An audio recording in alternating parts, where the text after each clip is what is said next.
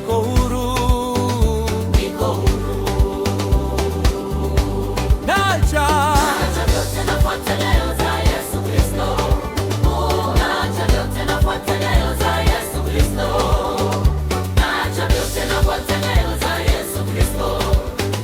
Naacha vyote nafuata nyayo za Yesu Kristo.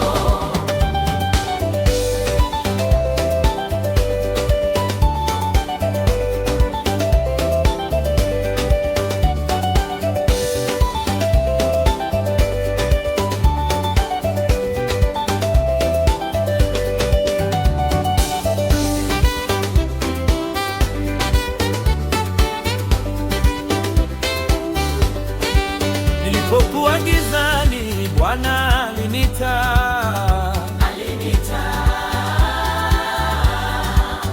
nikaitika mwito wake, sasa niko huru.